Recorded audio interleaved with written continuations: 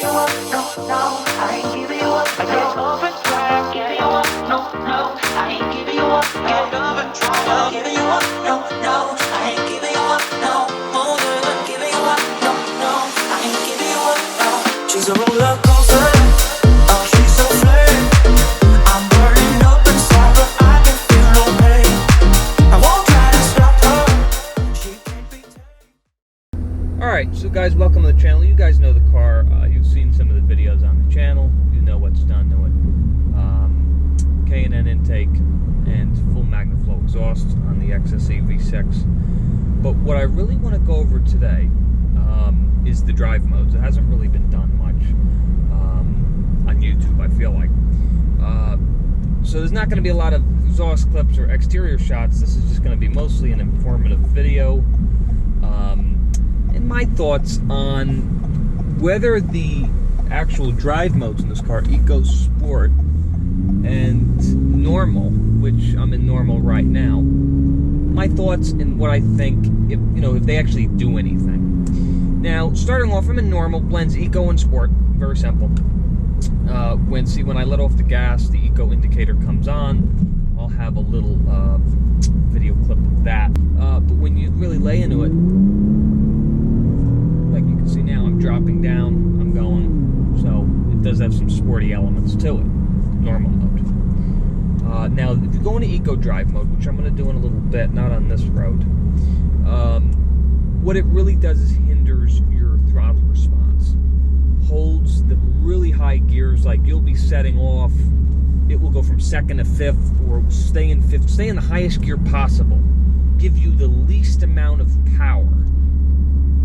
For example, I'm going to do it in a bit, but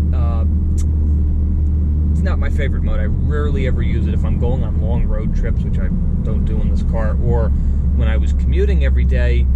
I would maybe use it on the highway just because you're not really accelerating like you are around town, but it's not a great mode. You have very little power. It stays in the highest gear. I'm repeating myself. I'm going to show you kind of what it's like in a minute here. Now, Sport mode strengthens the throttle response, keeps you in a lower gear, and in my mind, it actually makes the steering wheel a little bit heavier, which, that's just, I don't know if that's true, or it's just my, it's in my head a little bit, but I believe it does make the steering wheel a little heavier. So now I'm in Sport, so it's holding my gear, you can hear it.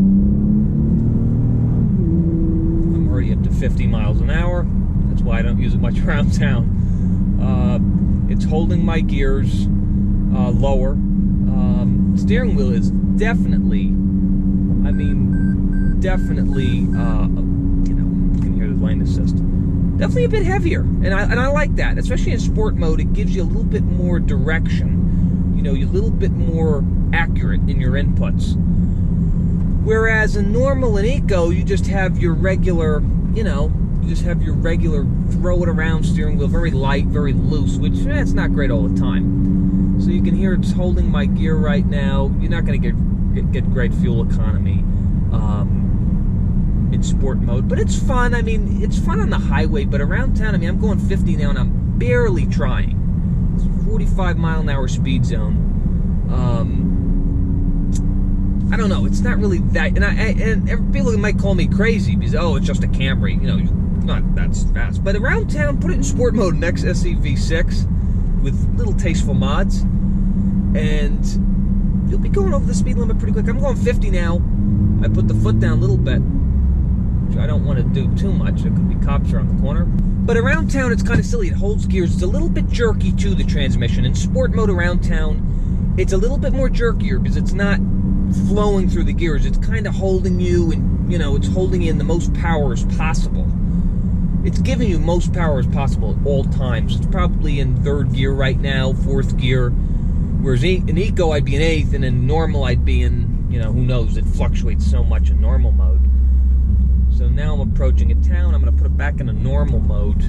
I hate Eco, so I'm going to do that in an open area. We'll just try it out now while we're on this road. So I'm going to throw it in Eco. I'm in Eco mode. And I'm accelerating. Nothing is happening. I'm pressing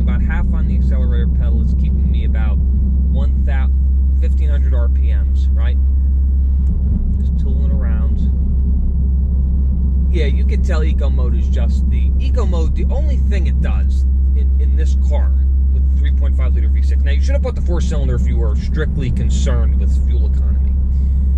In this car, it's just holding me in 6th or 7th gear. That's all it's really doing. Right now I'm at 1500 RPMs.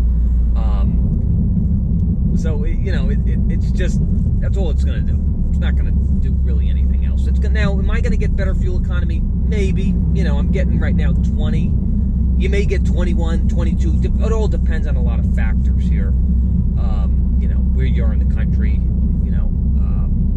elevation, the roads, tires, all these types of things.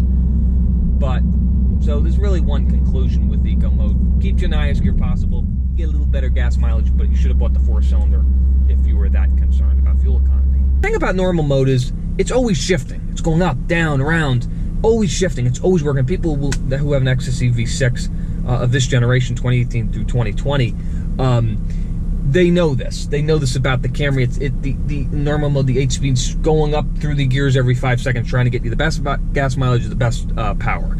So that's why normal's a little bit confused. I hate to say it. This transmission, that's the one downside about this car. The one thing I don't like is that in normal mode, it's always shifting. It doesn't really know what gear to be in. Is it getting you the best gas mileage? Is it getting you the most power? It's always trying to juggle those two things, and it doesn't do a great job about it.